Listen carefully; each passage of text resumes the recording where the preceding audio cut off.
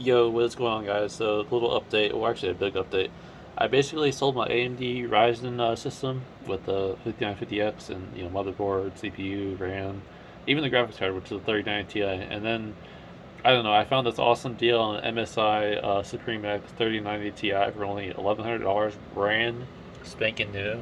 I just couldn't pass up, even though I just sold the EVGA model. I decided to go with this one, which is a higher power limit. I think the power limit gets to like 480 watts, and it's a little bit quieter, has more RGB, as you can see, front and back, and it's a really solid and obviously thick card like the EVGA 39 Ti FTW3 Ultra that I had, which is awesome.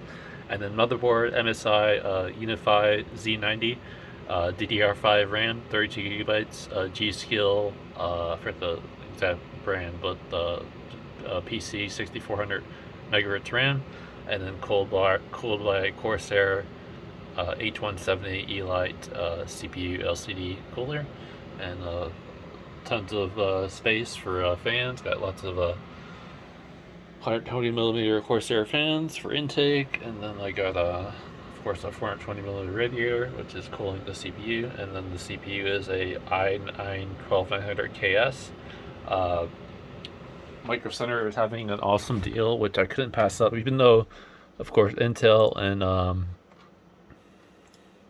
AMD are releasing their new chip soon, but I just couldn't pass it up. $599 for a 2900 KS. It's an awesome deal. Normally this runs for 700 Micro Center, so I got that. And then this is the motherboard I got, the MSI Z690 Unify motherboard, but I paid 400. And then the RAM, which is right here, I got from Newegg, G-Skill, Trident, Z5 RGB. It's got pretty decent timings. I think the timings are, I can't remember the exact number, I have to pull it up, but pretty decent RAM, nice RGB, as you can see, which I have customized to blue with the rest of my rig. And then the power supply is a EVGA 1300 watt power supply, so I also upgraded my power supply for the future cards. And then just very briefly, I'll show you the stats of the GPU. So this is the MSI Suprim X 3090 Ti graphics card, and then the resizable bar is enabled, and then this is the highest overclock I could manage. And then the CPU i9 12900KS, I have it overclocked at 5.3 gigahertz at one point. I believe it was 265 voltage. And then the RAM specs, as you can see there. And then the main board tested the latest BIOS, which supports the i9 2900KS.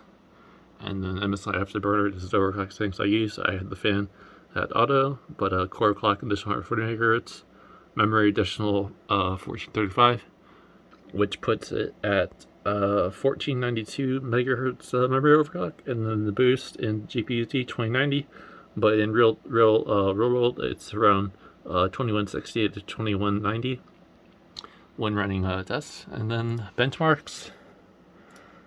Times by, okay, so phenomenal CPU score compared to my AMD Ryzen 9 5950X, 21,698, times by score 20,531, and the graphics score 20,685, which is significantly higher than I got with my EVGA card. Of course, the CPU obviously helps, and then this is the overclock settings I use for the CPU and GPU, which I just showed it earlier.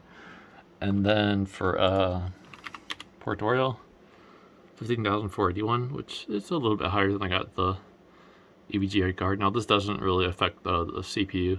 The CPU doesn't affect the score, unfortunately. But again, that's a similar overclock setting.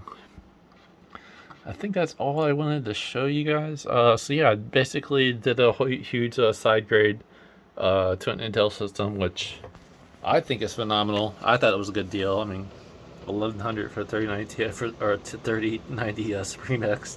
Couldn't beat up. It was brand new, factory sealed. I couldn't believe it. I was like, wow, $1,100, and then they just sold my EVGA card for more than that. Which, of course, now they're going for like crazy low prices because the GPU market is like, in a bad situation now.